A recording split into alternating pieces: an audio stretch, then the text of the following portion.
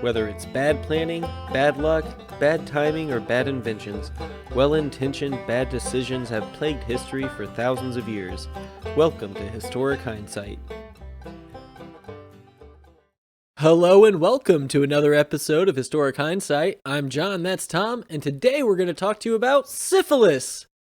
That's right, Johnny. Syphilis, or more specifically, the Tuskegee syphilis study, which looked at what happens when you don't treat syphilis in the African American community, and then not tell them that that's what you're doing. That they were not treating it? Yeah, that we're not treating it. They're just going to see what happens when you just let people get infected with a ST?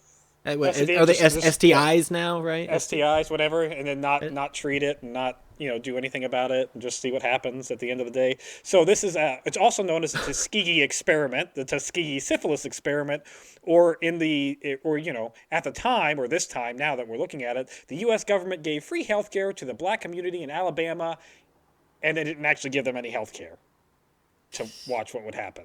So they told them that the people were under the impression that they were that they being were treated, but then they weren't.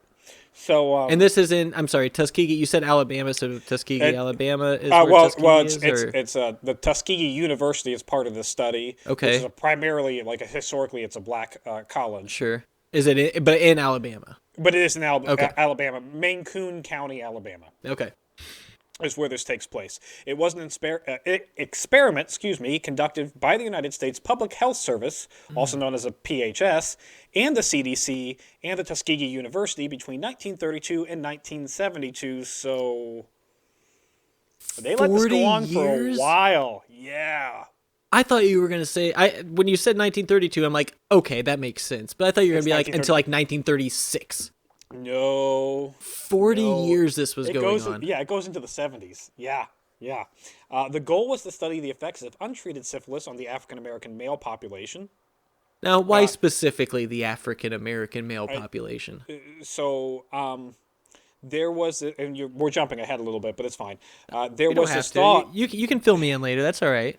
No, there's a thought process that at the time in the 1930s, we had to justify the whole racism thing. Right, yeah. And so a lot of scientists were doing phony science where they were trying to show that there were actually differences genetically between the races.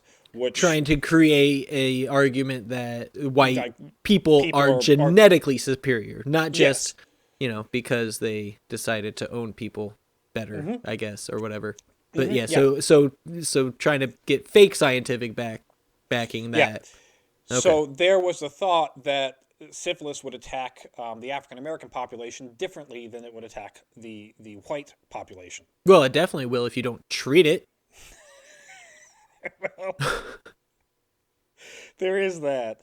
They specifically chose a poor community that would not likely get health care on their own. They promised them free health care and then gave them no treatment and did not inform them that they were actually infected and did not inform them that they were studying syphilis at all.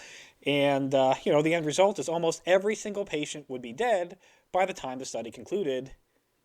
Way to go, team. Okay, so now they didn't infect them with syphilis, did they? No. Okay.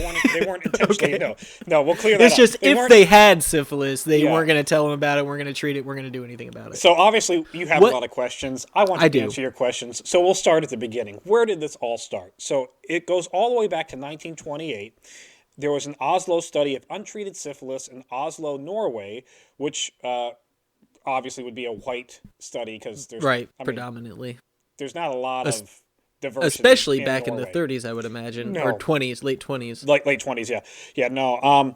And it was what was called a retrospective study of syphilis. So essentially, what they did is they would take people who died of syphilis, and they would go back through their medical records and say, okay, this is all the problems that they had that we can attribute to syphilis. Right. Retrospective. Yeah, that's how you do things morally, ethically. Ethically, yes. That's the key thing here.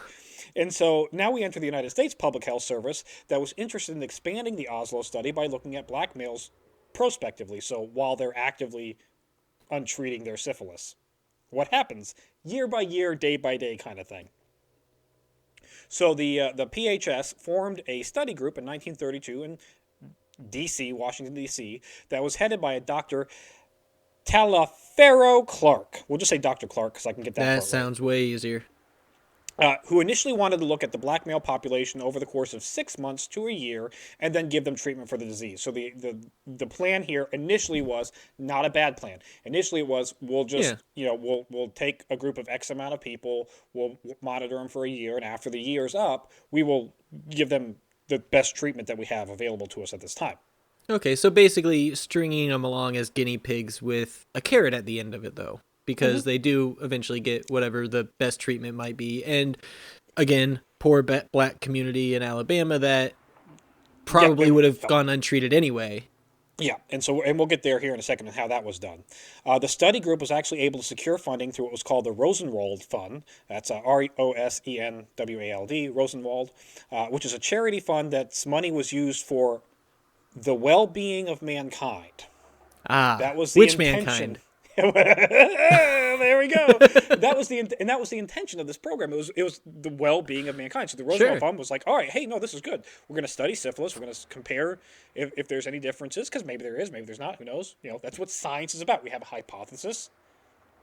Right, and the premise that a certain disease would attack a race or gender or whatever differently is not unheard of. There are diseases or are viruses, whatever, that do are more prevalent among certain whatever race it may be. But so it's not an unheard of concept. They're not trying to completely invent stuff, but they're not going about it the great way. Now, a fun side note is the founder of the Rosenwald Fund. He was also co-owner of Sears. So and this was back when Sears was relevant. Sears Roebuck, it was like the Walmart of the day. Yeah, everybody wanted that Sears catalog, which I'm not sure if it was out then, but no, they had a catalog all the way back. Yeah, from the beginning. Is that how they started as a catalog? Yeah, company? it was a catalog company. Yeah, you could order an elephant through the Sears catalog at one point in time, like a legit elephant. And we let Sears go out of business. Way to go, millennials! Right. Or whatever happened to being able to order an elephant online? I want to order an elephant. Have them in a backyard just chilling. What could possibly go wrong? The expenses, though. Yeah, it would be expensive, yeah. Maybe I'll settle for a wombat or something smaller. Yeah, that's a little more manageable. In any case. But, how could we go about doing this study? We have the money now, we have the idea, but how do we go about doing it without, telling them? Well, without treating, because who's going to volunteer to be yeah, I have syphilis, I'll go untreated for X amount of time before getting treatment? Well, and I'm guessing in the area that they're searching into, without the healthcare and everything, do people even know that they have syphilis? Well, there we go. So, enter Dr. Thomas Perrin Jr., who was asked by the Rosenwald Fund to examine their outline of the study and to kind of point them in a direction for what population would be the easiest to manipulate, treat. Right, yes. To get to convince to enter the study, because I'm guessing they went through everything that you have to go through today with signing the they didn't sign any documents. That might come about because of So it was informed consent. That's the word I was looking at. Informed consent. Yeah, informed consent doesn't exist yet. So enter Dr. Perrin Jr., who suggests that if one wished to study the natural history of syphilis in the African American race, uninfluenced by treatment, this county, Maine Coon, would be an ideal location for such study. Why was Maine Coon ideal? Because the entire population of Maine Coon was mostly sharecroppers. Now, if you're from Europe, or if you haven't learned about sharecropping in U.S. history class, because we do a horrible job of teaching about or if you forgot because they just glossed over it. They glossed over it. Really so when slavery went away, that need for cheap labor didn't go away. Right, yeah. All the work still was there that needed to be done. These landowners who owned, 150, 50 to 1,000 acres or 5,000 acres, this big, large plots of land. We don't have a tractor yet, so we can't use the machines to farm that. So you have to have people. We're not going to sell you land, because why would we give rid of all my land that my ancestors and ancestors got legally from the Indians. Why would They we do that? They rightfully conned and diseased the Indians into that land. So what they did was a system called sharecropping, where they would allow this farmer to come onto the land and grow the grain. They're not providing the grain, they're just providing the land. Now, it was up to the owner of the land to determine what value their crops were. So regardless of how successful the crop was or how non-successful the crop was, it was the landowner who determined how successful it was, what the crop was worth, and what you were going to get paid for your share of the work. And by your share of the work is you did all the work. Yeah. And we're going to give you money based on what we think it's worth. And the sharecropper had no legal protection of that land. Like, they didn't own the land, so they can't live there. They can't do anything on it. They had no legal protection of their work. And at the end of it, like, if this farmer said, I'll give you 50 pence for it, like that was it. You had no... You have to settle for that. It was as close to legalized slavery as you could get. Yeah. Now, it sounded like, because today you can do a thing where if I was to go out and move to the country and buy some land and it happened to come with 10 tillable acres, I could rent out the land and say, I lease it out and you pay me X number of dollars. But that's it.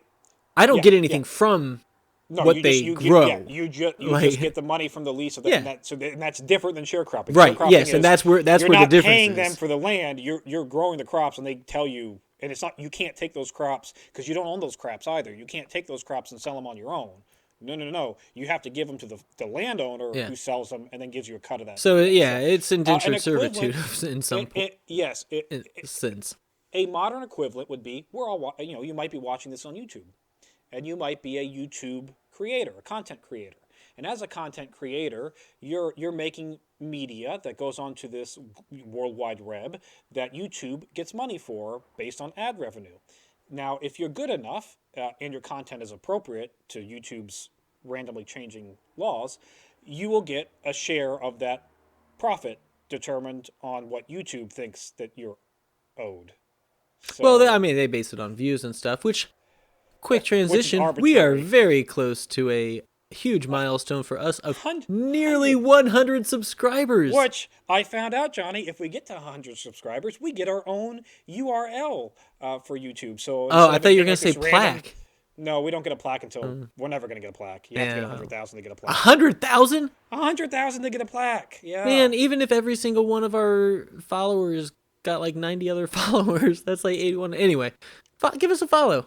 Why not? Give us a follow, give us a like, give us a share if you enjoy it. We are getting some new people. We're getting a little buzz. Last week we got quite a few 3 people that gave us a lot of input in buzz. So we do appreciate that. Thanks to you 3 folks.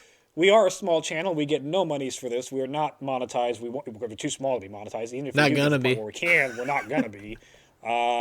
So yeah, this is just us hanging out, drinking, and talking about history. So we're the dumb sharecroppers that are like, no, I'll go ahead and do all that work. You don't gotta pay me anything. It's fine. You're not gonna pay us anything. We'll just do it. Well, you. I just sit here and listen to you. So you're the one doing all the work. Yeah, but I don't do work. I don't do the research and stuff. I just, I do the research. I also do the editing too. So if you don't, I go back into my memory bank.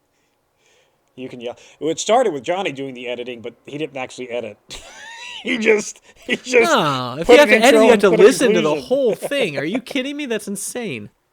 All right. We talked for so long, Tom. Getting back on track. The study group reaches out to the local Tuskegee University, which again, they said was primarily African American, and asked if they wanted to assist. And the university said, recognition in a scientific paper. Count us in. And also, how much money is included in this assisting that we're doing? There's probably a little bit. Oh, there is. There absolutely is. So the Tuskegee University, they reach out to local African Americans in the community, and they find 600 volunteers. 399 test positive for syphilis. 201 were negative, so they're used as a control group, assuming they don't get syphilis down the road. Now, quick question. I don't know how much you know about syphilis. Do you know what some of the symptoms, some of the negative aspects of syphilis are? Like how one might know they have syphilis, or what they're going through, I guess. So we'll jump ahead a little bit. Here are the side effects of syphilis. If you have syphilis and you let it go untreated. Okay. could possibly lead to blindness, deafness, mental health issues, including dementia, or just like hallucinate. What is that? Psychosis, where you start hallucinating things. Yeah, it could lead to that. It could also lead to heart disease, collapse of the central nervous system, and respiratory issues, and death. Holy cow! So this isn't. Yeah. If syphilis goes untreated, it's not crabs. It's no. It's like it's attacking your brain. Yeah. If it goes untreated, you're gonna get sick. They convinced these men to participate in the study by promising them free medical treatment that they did not receive, and they did not inform them of their diagnoses of having syphilis, despite the ability to infect other people. Some of these men were married, and they're like, meh. Yeah, that's fine. So, okay, so they got the 600 volunteers, and this is just people who say, hey, we're doing a study. They don't know if they have syphilis or not. They advertise it like you can come get... There was a term that was going around in the African-American community, and especially in poor areas like Maine Coon, that there was a thing called bad blood. And bad blood meant a lot of things. It could mean syphilis. It could mean sickle cell anemia. It could mean all kinds of different stuff. Yeah, I mean, it harkens back to the bubonic plague when, we got ghosts in our blood. Oh, if you're sick, you would need to let all that bad blood out. So that type of stuff. And so that's what they advertise it for. Free medical treatment for a study on bad blood. Okay. And potential treatments for this bad blood. By the by, when they started this study, the medical test books all recommended immediate treatment for syphilis because it's a very serious thing. Because even then they realized how bad it got. And don't let it go untreated. Unfortunately, at the time of the start of this study, the best treatment were very caustic treatments that were harmful to the body. They're basically, you're injecting yourself with a caustic substance that will burn it out. Yeah, chemotherapy type stuff. Chemotherapy type stuff. Yeah. Or radiation. Like you're attacking the body or making the body attack itself, but it's also getting rid of the bad thing. One of those chemicals that they used, or one that was primary used, was bismuth. So you might remember that, Johnny, from your sciencey days. Yeah, I remember that word. I don't know what that is, but apparently it's a chemical that is very bad for you. Nasty stuff, yeah. Do not ingest it, but that's what they put into you to, treat your syphilis. Yeah. If it kills some cells, it's going to kill those cells too, right? So it's a numbers game. And in order to not seem suspicious about them not actually getting medical treatment when they came in for their exams, they would occasionally give them these bismuth treatments, but not the right way. They would do an underdose. They wouldn't do it on a regular enough basis to actually kill the syphilis. So they'd just be like, here's an injection. It should work. They didn't even just give them a placebo? They did placebos as well. Oh, okay, I was going to say, because at that point, you're like, all right, here is some saline solution. Let me know how you feel tomorrow. Yeah, it's a magical substance. Yeah. No, they did that as well. Okay. They did that as well. Yeah. Yep. Now making it out, like I said, to be a little bit meaner than it was initially at start, but not really. So shortly after the experiment started, Rosenwald Fund looked at it and said, "Yeah, we're not cool with this anymore. This is unethical." And they pulled their funding. So once the funding was pulled, like a reasonable study, Dr. Clark canceled. He just said, "All right, we're just not going to treat him." So the part of the study that the money was pulled from was the treatment bit. It was a treatment bit. They're like, all right, we need you here and your funding and your medicine, obviously, to help treat the patients. And they pulled that, and they're like, you know what? We'll go ahead and do the study anyway. See what happens. Yeah, we're going to do the study anyway. See what happens. Yep. Now that's a curious mind, which is nice. You want that in science. But also a soul would be nice. Yeah. Dr. Clark then decides to take the study that he was about 6 months in at this point, and he said that wasn't long enough, and he changed the study's focus. Which is probably fair and true. It is probably that's not a long time to gather a lot of data on something like that. He changed the time frame from 6 months to a year to indefinite, just whenever we get the data we need. Yeah, whenever we get the data we need, or whenever they die, we'll just do autopsies on them. There it is. Which is what happens. Spoiler, that happens. Oh, hi, your loved one? Yes. Before you go through with that burial, they agreed to a study 38 years ago, we need that body. So yeah, to just to jump ahead for 2 seconds because it doesn't much matter. That's exactly what they said. The part of the whole contingency when you signed up for the study was that your body was to be allowed to be autopsied if you died. So, yep, that's They exactly didn't what plan this study initially for 6 months. Good God. They knew what he they were doing all along. he also changed the hypothesis from like just untreated syphilis and how it would affect black males. He changed it to how it would affect black males in comparison to white males. He had the hypothesis that with white males, syphilis would attack their neurological systems more, and with the African Americans, it would attack their heart system more. Heart. Yeah. Okay, and I imagine that's on account of white people having superior brains, which is the justification for why we were able to do the slavery thing and we're better than them. Yeah, probably. I mean, because it's like, oh well, it just attacks their like chest and stuff. It attacks our brains. And to be fair, that is like not that it's not the leading cause with white men either, but like one of the like African American population heart disease is like the thing at even a higher rate than it is with white people. So maybe that's the thought pattern of it too. And so what white community did they go into to get a bunch of other participants to compare to? No, we got the study from Oslo. That was so they're going to use that study. That study. They're using. So a study that was performed completely differently than the study that they're performing. They're going to use the data from that to use for the comparison. Yeah, that's okay. Sure, all right. Yep. That's how you do the scientific method. That tracks. Right. Now, we got to go back to this treatment thing with the placebos and the bismuth and all that stuff. But this whole neurological syphilis, they had a test for neurological syphilis, like to see if it got into your central spinal system or your central nervous system, spine, all that kind of stuff. So you do that with a spinal tap. Spinal taps are a very dangerous procedure. Even today, there is inherent risk with that. You paralyze somebody, you can kill somebody with it. Yeah, anytime you mess with the spine, it's dangerous. It's dangerous. And so not a lot of people are going to be jumping at the bit to say, yes, I will do a spinal tap, please and thank you. No, so... Yeah, show people the needle for an epidural and ask how many dudes want to sign up for that. So enter Dr. Raymond Vonderleer, who is the primary doctor that's like overseeing, like he's on the ground level. He's the ground level. Now, Dr. Vonderleer, yeah. is he German? He might be German, but this is pre. Well, it's not pre-Nazis, but it's Okay. So this isn't one of the Germans that we saved from the German scientists that we stole from World War II. You know what? Maybe. I'm not entirely sure when he actually entered the study, and the study started in 1938. So it is possible. There's potential that we have a Nazi saved scientist doing these. I didn't deep dive him. I'm guessing if he was a former Nazi scientist, I'm guessing they used him as their barometer for what is ethical. Yeah, they probably did. So in order to get men to sign up for the spinal tap treatments, he specifically said that the spinal tap wasn't a test to look for syphilis. It was actually a treatment in and of itself. And he put ads in the newspaper that said, last chance for free medical treatment for bad blood. So just lying. Just lies. Just flat out lies. This asshat would take a step further by encouraging and paying black doctors to deny treatment to these men. So if any of the men in the study actually went to another doctor, or specifically African-American doctors... A doctor that might actually give a shit about them? He actually paid them and said, don't treat these men.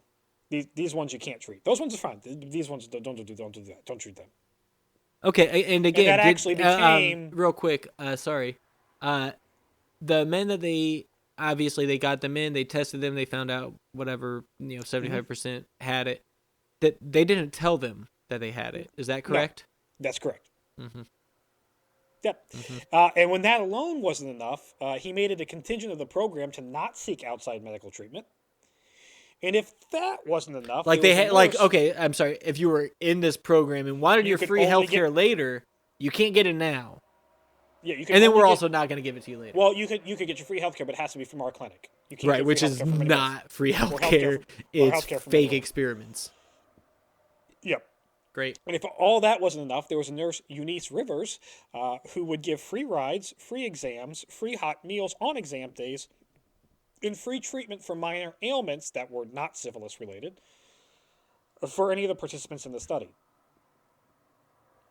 So if you're a poor sharecropper who's struggling to make ends meet, that free meal, Yeah, you take it. you take it.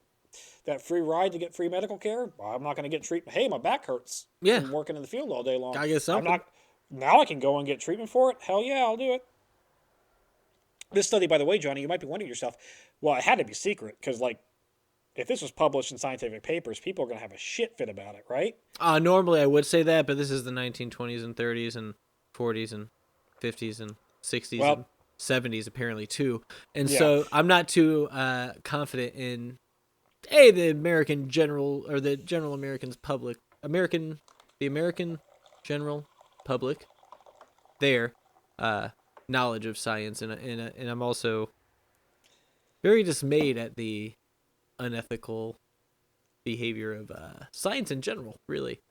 Yeah. But man, did we learn? We learned so much as a world between 1920 and 43. Yeah. We learned a lot of stuff in those couple of decades. Because it turns out if you don't care how you get the data, you just want to get it, and you go out and get it, and you don't care about the people, you can learn so much. Yeah, and they did. Well, the study wasn't secret. From day one, it was published in medical journals with all the details, including the whole, we didn't tell them that we weren't treating them thing.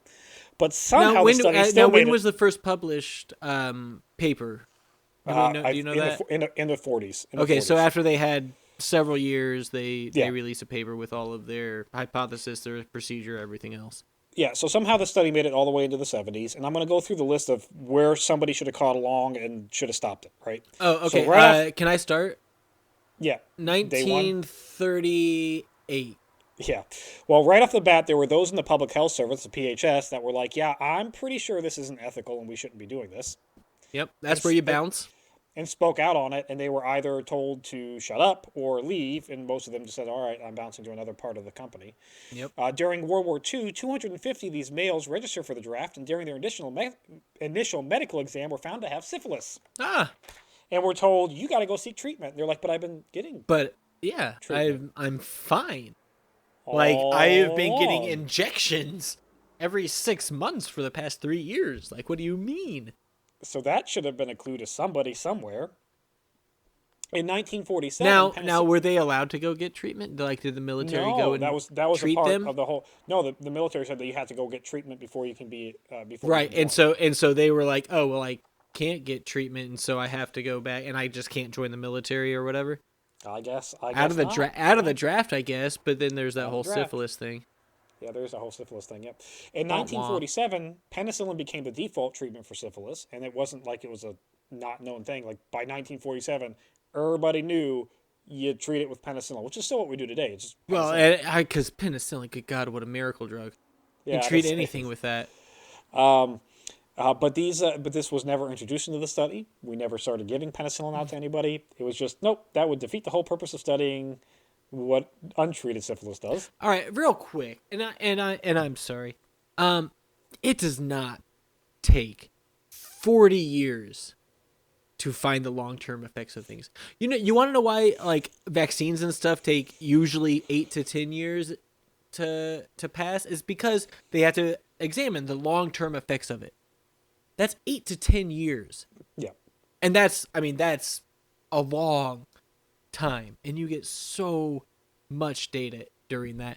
So this 40-year study is, they just didn't want to treat them. And I'm going to spoil it. The study doesn't end because the study ends. The study ends because it was told, all right, we're done. Because finally in the 70s and then more so in the 80s and 90s, we start to be like, oh, maybe when we do scientific stuff, we should be ethical. Well, the 80s and 90s come. But anyways, damn it, Johnny, you keep jumping ahead. So after World War II, I'm sorry, I don't do research. I know. So after World War II, there was the first doctor outside of the Public Health Service that, by the name of Count Gibson. So first off, Dr. Count Gibson, I don't care what he's doing. Awesome name. Yeah, I'll go to him. He expressed concern on the study. He read an article in the medical journal and was like, holy shit, you can't do that. Like, no, you can't. That's not ethical. So he wrote That's not what science should be about.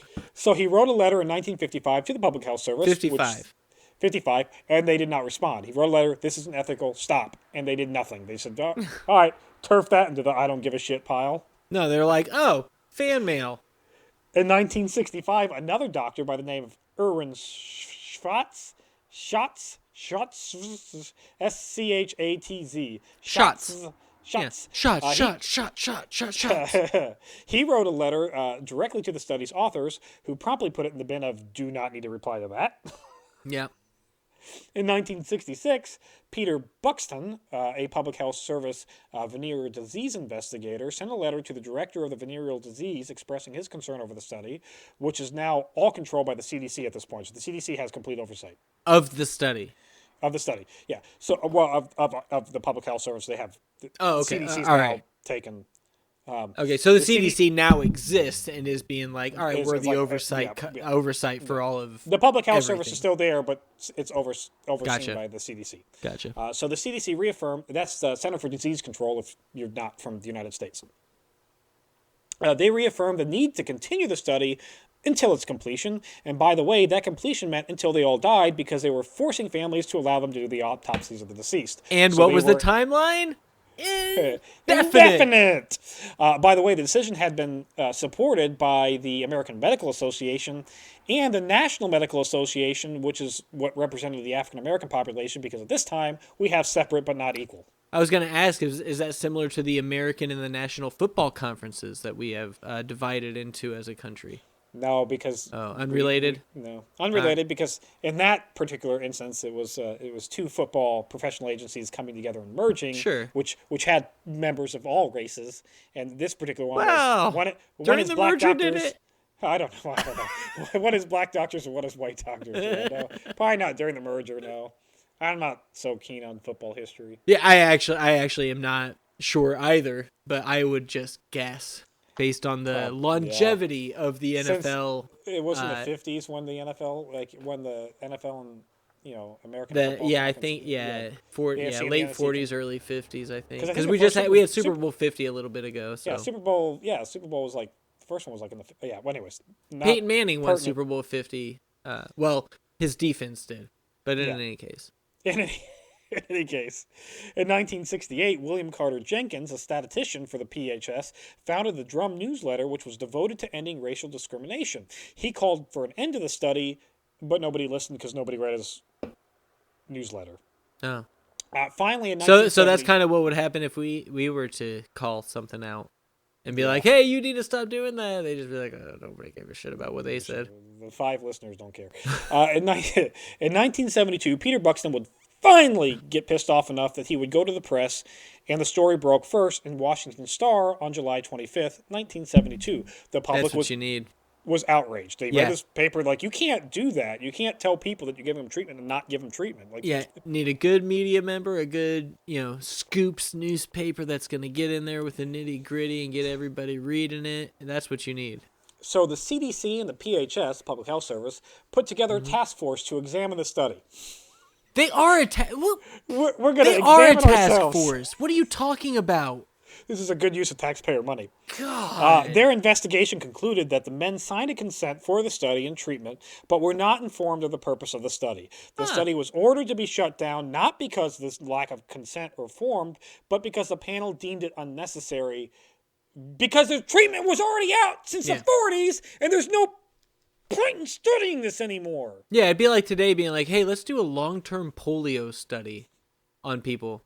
Yeah, we got it treated, we figured it out, we have the vaccines and everything else, but why don't we go ahead and do a long-term study and just stop vaccinating people? Oh.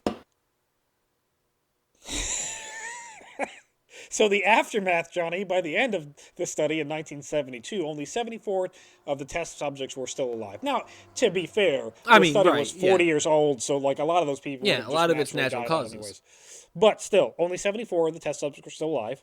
Of the original 399 men, 28 died directly of syphilis. Another 100 died of related complications to syphilis. 40 of their wives had been infected, and God knows how many mistresses, because let's be honest, it's a sexually transmitted disease. These guys aren't going to be honest about, I sleep around, against my wife. Well, right, and also you just do a study with those numbers. There's going to be people who are not faithful.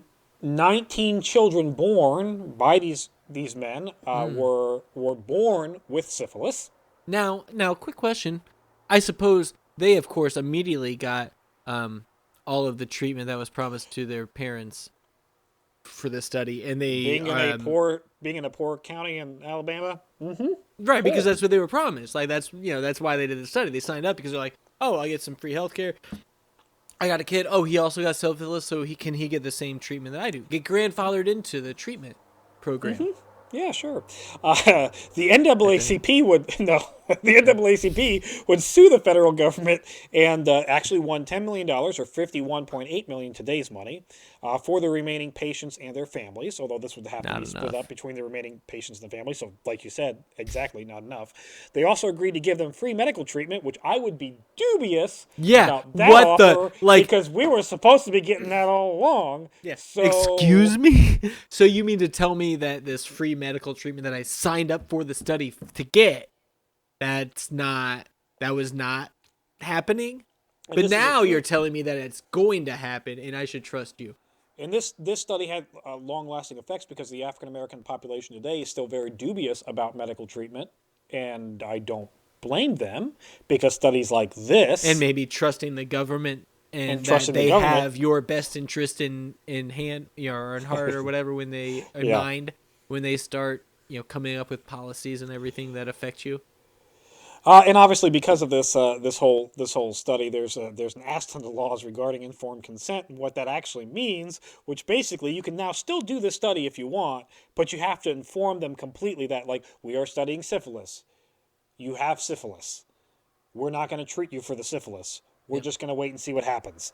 Now, if you do all those steps and they sign, still a perfectly legal study. Right. But you have to do all those steps. And here's the thing that I want to point out and talk about for just a minute. Because I think studies like this, stories like this, the government, the health agencies, the scientists acting in this way, this unethical way, I think is a large factor in why people aren't trusting science today and scientists today and the studies that are going on, and why there's so much confusion and just awful information around and everybody's skeptical. But there has been... We've come a long way since then. The steps that you have to take as a corporation, a company, a agency, creating studies, passing studies, conducting the studies, is so strenuous now that when you get a scientific paper or you get a scientific study, it gets peer reviewed multiple times and all that, and it's good information now. And the studies that take place are good studies taking place. And so science can be trusted. It's okay. Yeah, with all that said, I just want to add another caveat to that. If you do read a scientific study that mimics what your belief structure is, please go online and see if there's another scientific study that backs that up.